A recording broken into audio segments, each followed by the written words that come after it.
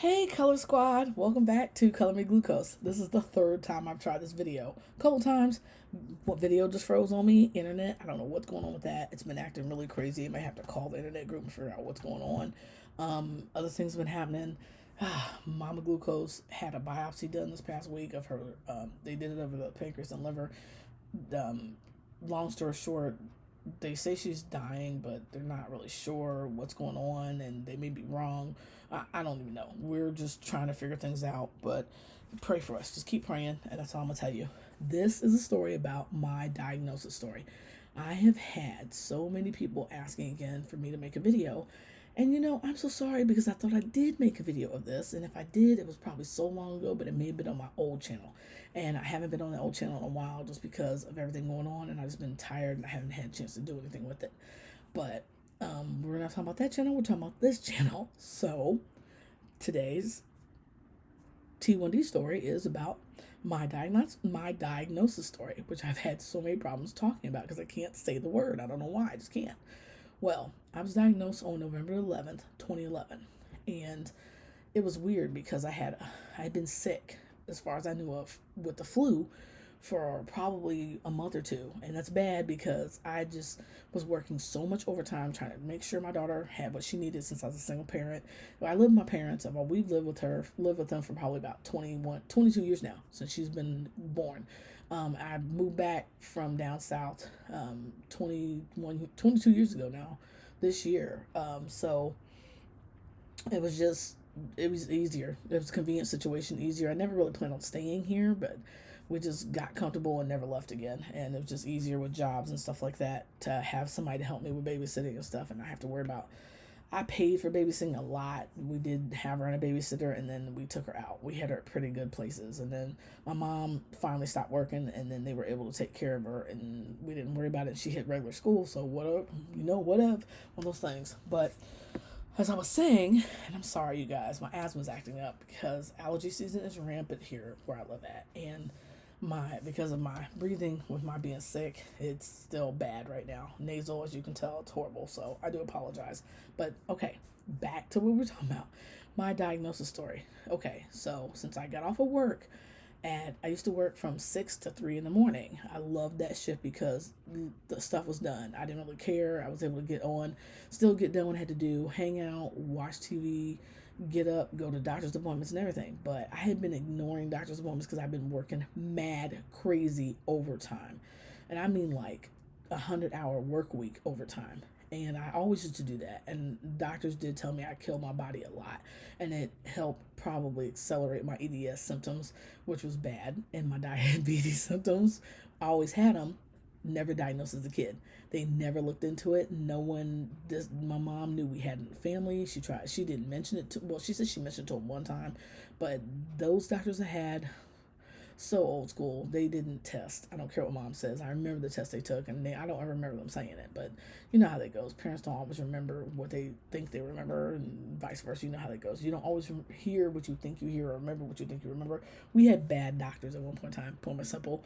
Too old school, one of those things. So we were sitting there, and the next thing I know, I get off of work at 3 o'clock in the morning. My hospital that I went to was an hour away. There were closer ones, but this was my preferred hospital because these are the doctors that I went to, which were darn good in the area. So you travel when you want good medical care. So I went up there. My mom, we all lived together. So my mom, I told her, I said, Mom, I'm not feeling good. When I get off work, can you please take me to the hospital? I really just need to go get some flu medicine and come home and sleep because I had this really great, crazy schedule where I worked so many weekdays on, and then I was off for like straight week. And then I went back to work and worked so many, like 2 weeks, and then I was off. And that probably didn't help any being on that flip-flop schedule like that. But I love the schedule because it meant that I didn't have to work for a week straight unless I wanted to work overtime, which I always did anyway. So I always worked regardless of the fact, but I could work when I wanted to work. And then my body would get the rest it needed. But technically speaking, that's not always good for you. But that's what I did because I was just done. That's what I did. So I was sitting there and I went, my mom drove because I was so sick. And it's rare for me not to drive unless I'm super sick and I can't function. Well, I couldn't. And now I'm having more problems doing it, but I drive when I can.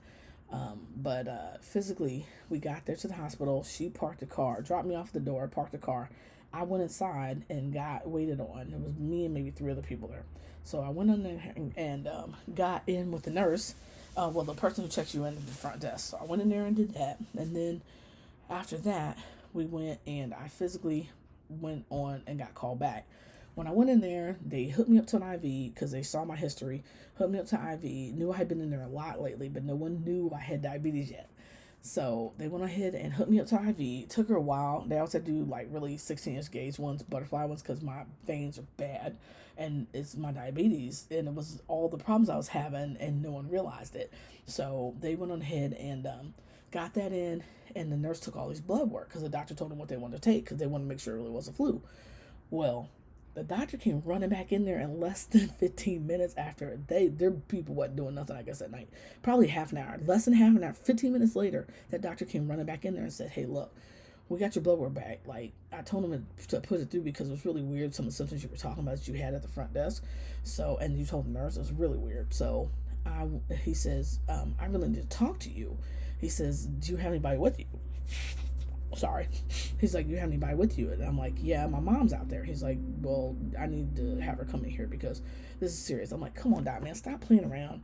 We were all joking at the time, me, him, and the nurses, and they were just trying to keep me from crying, I guess. So, and being too concerned about this, even though it was major concerning. So they were like, okay, we need you, Danielle, to have your mom come in here. So she came in, they went back and got her and came in. And he says, I need to talk to you ladies. This is super serious. He says, do you happen to have diabetes in the family? And I'm like, my mom, I was like, I don't know.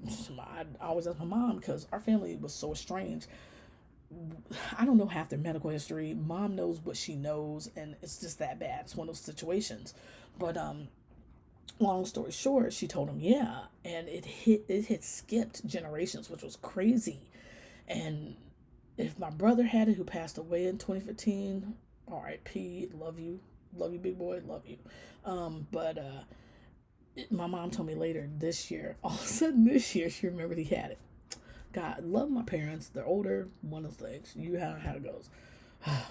My mom's sick though, so I have to give it to her. So I was sitting up there, and she told him, yeah, we do. He says, well, that would answer it. I said, what do you mean that would answer it? What are you talking about? I got a flu. Come on here. Stop playing around. And he was like, no, I'm serious, Danielle. I really need to talk to you because you're not going home at all. You're going to be here for a couple of weeks, maybe months more. I said, excuse me, months? What are you talking about? He says, you have a 1400 A1C. You should be in a diabetic coma right now. I said, what? What coma? What are you talking about? First of all, you guys, I had no idea. Diabetes was, I always thought, I was one of those ignorant people who always thought that you could get it by eating too much food, wrong foods, not working out, not doing this, not doing that, or that was it. I never understood about type 1, type 2, LADA, gestational. I never understood that stuff. Diabetes was nothing I ever talked about in my family. We talked about breast cancers, all leukemia. We have all that gout. We talked about all that kind of stuff. Kidney failure, hearts blowing up. We talked about that stuff, which was super serious, but I never realized diabetes was up there with those because we never talked about it. I didn't know it was in the family. Well, mom had mentioned it, but she said that was my Native American grandmother. She had it, and that was my great grandmother, and I didn't know that it had skipped generations because families never talked about it, and I didn't know that's how it could work. I didn't know others had it because we didn't get diagnosed like we were supposed to anyway, because I had a lot of stuff later that we found out that I never got diagnosed for. So because the doctors didn't take the right tests. Back then, it was like, oh, she's got a flu, she's got this, go home, take this med, she'll be okay. I was never okay as a kid. I was always sick. Couldn't figure out why I was always sick. Always had crazy blood sugar issues where I would be doing something one minute and then fall out the next minute. Couldn't never figure it out. Doctors never tested. I don't care what my mom says. If they did at the time, it didn't pull that I had it. They weren't taking the right tests. I know for a fact they weren't, because I remember them telling my mom they didn't think I had it. They weren't going to test for it. Mom insisted one time, but I actually had MRSA. Had MRSA and something else. So if it had, it just was covering it, is what he said. And it's crazy because a couple weeks before that, I had MRSA and some different viruses and a couple of things that didn't get diagnosed. And then this showed up a couple weeks later. That's how I ended up in the hospital again. So The doctor's like, you should be, he says, why do you think you're not in a coma right now? I said, God is a miracle worker. You would be amazed at the things he's done. I know you've heard about it even in your culture. So he laughed and he says, well, Miss Danielle, Miss Danielle, I'm gonna have to send you upstairs to be admitted. You're not going home anytime soon. I said, oh, so I'll be like a week or something to get out. You guys, diabetes hit me so hard that I didn't really come to fruition with it until probably months to a year later. When I first got in there, I said, so what am I? What type? He's like, well, you're 1.5. I said, what is that? He says, you're not making enough insulin to spit at, but you really aren't, you don't have enough insulin in you, period, regardless of the fact. He says, your weight at the time I was at 6'8". He was like, you're not big, so that's not even it. You're working out every day, you're eating healthy. I was working out every day. Even though I was working, I was still working out every day and eating healthy and doing what I was supposed to do. And it was crazy because I always figured just because you were healthy, you didn't get that kind of stuff and stuff like that. And he says, well, my mom said, so how long she's had this is type 2? She's already had it. He says, no, your daughter's had this for her whole life and no one ever diagnosed it. She's always had it. They just never diagnosed it. I guess they just didn't know what traits to look for. She's had it. There's no way you didn't have this in the family.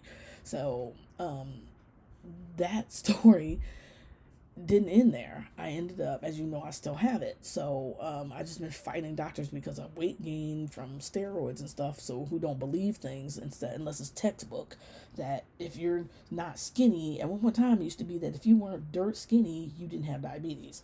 So you had type 2, not type 1, which we now know was a false lie. It's a lie. So I don't know why people still act like that in the medical industry, but they do. I'm just glad things have changed, and there's doctors who agree now that it's not textbook anymore. Diabetes has never been textbook. Never should have been called that to begin with. But it was crazy because I spent the first couple days, like literally, they didn't make me do my own shots. I got shots done by them because they wanted to control it. And I'm telling you, my sugars was like 800s, 900s. We got it out of 14 for the first. I didn't sleep with them probably they weren't really used to that because they thought I was going to be knocked out the whole entire time I was there. So even with the insulin, they thought I was going to be knocked out. I'm sorry, I'm testing. So I'm not sorry. You guys know what that is. I'm testing. So look, got my meat. I'm testing. So they physically went and took all these tests. Like, you guys, every hour on the hour, I had a test done. These nurses and Western Jiggers, A's and stuff I swear now they was tired of me. They said they weren't, but I think they were. They were testing me like freaking crazy, and I didn't sleep. Every hour somebody was in there because I had 1400. They had to get it down fast. I had an actual insulin drip. Everybody, I know somebody put a picture up on it on Facebook not long ago showing they were in the hospital with insulin drip because some aide made a mistake. I'd have sued. I'm not gonna lie. Some resident made a mistake. Me and the hospital would have had a problem because that was a costly mistake that put them into 500s sugar when they shouldn't have had that problem because the person didn't read their stuff and didn't know what they was doing. And I understand you got to give everybody a break, but not these days and times. There's a lot that you can't let people buy on because letting too many people buy hurts you in the long run. So my sugars are better. They were really, I just came out of a 62 probably about an hour ago up to 148, and I'm gonna dose a little bit but not much because my sugars are still off from me being sick. So physically, things are getting better, and I'm in the hospital, but they really didn't get better. If you think about this way, let me say it this way. This is what happened.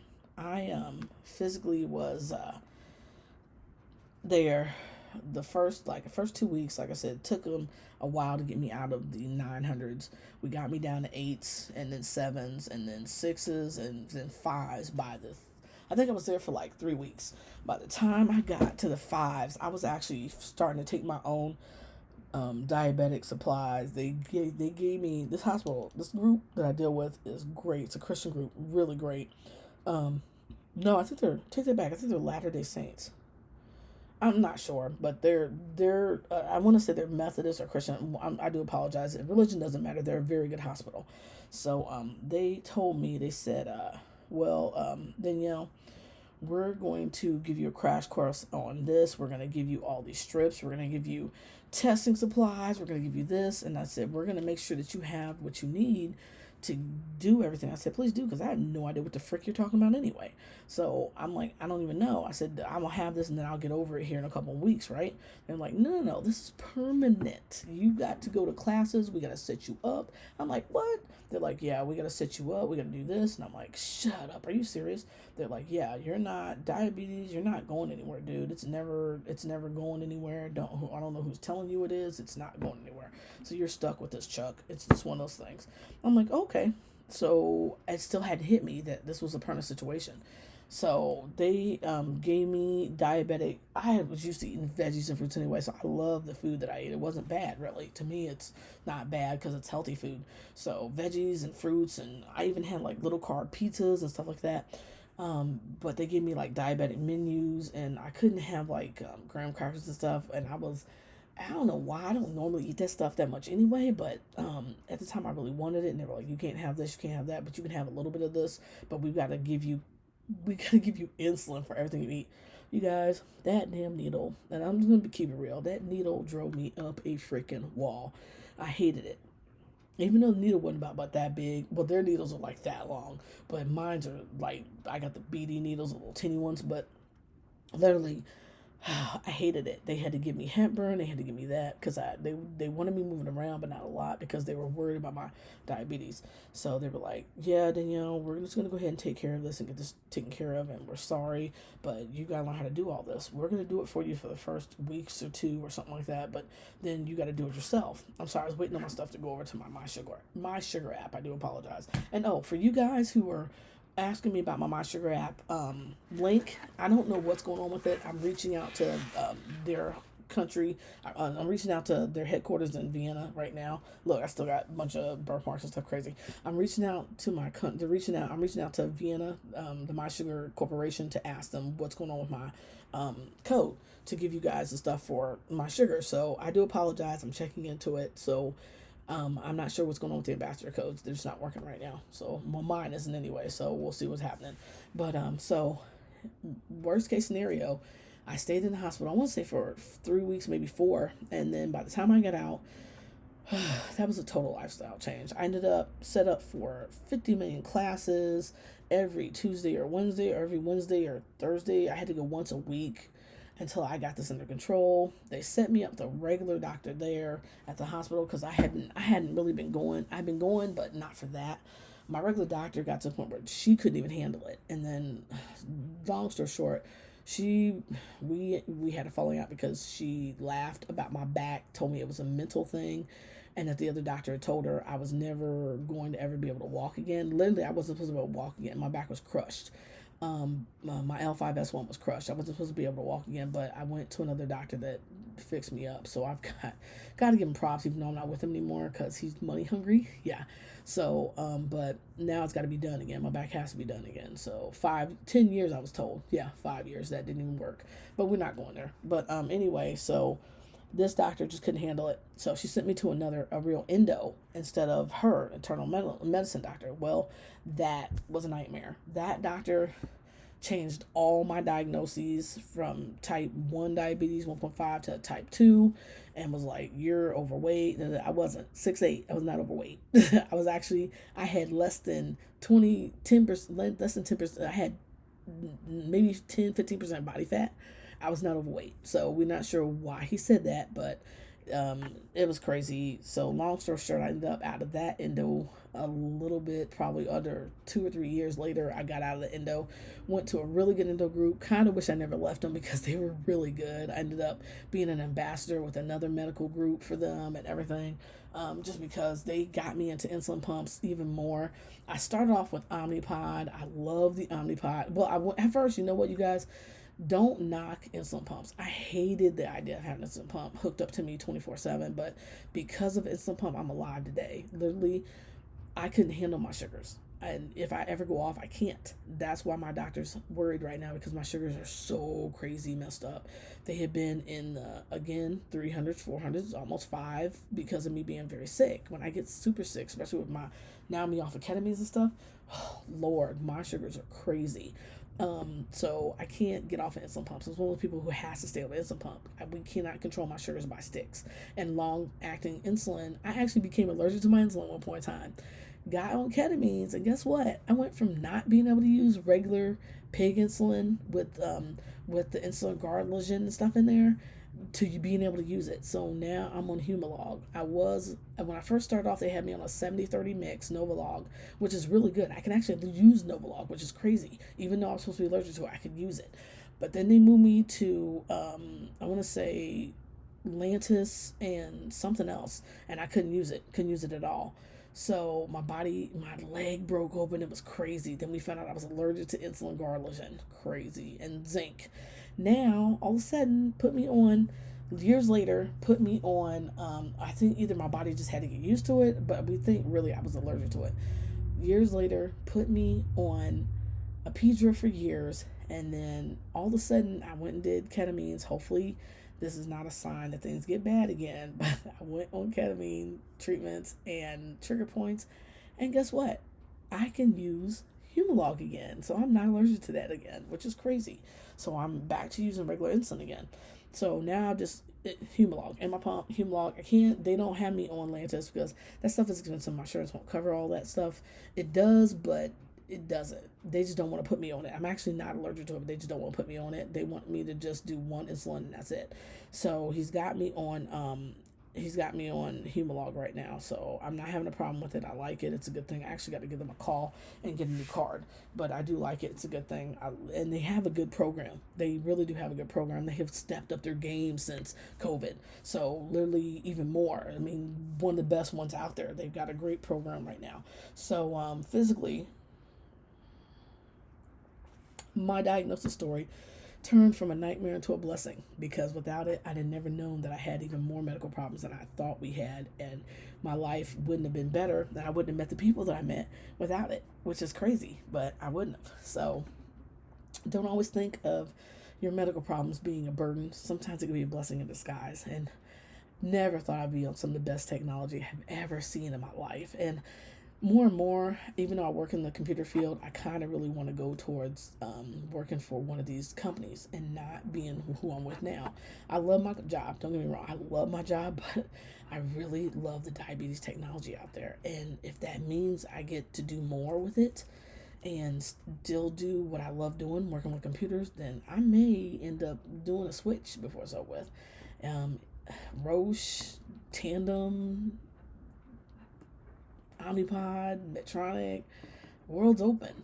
You guys just kind of have to look at it. Sometimes having a situation happen to you turns into a blessing more than you think it does. But that's my diagnosis story. So sorry it took me so long to post one again. But if you guys have got any other things you want me to talk about, please put it down here. And stay tuned. I'm going to talk to Miss Anita, and we're going to do another T1D lifestyles here, probably the week after this, because we usually try to do them every other week. But as you know, Anita's husband had COVID, and he got over it. Thank the Lord. And I'm just trying to get through Mom with the situation, and hopefully things work out and she really isn't dying. We don't know yet. We haven't gotten the stuff back.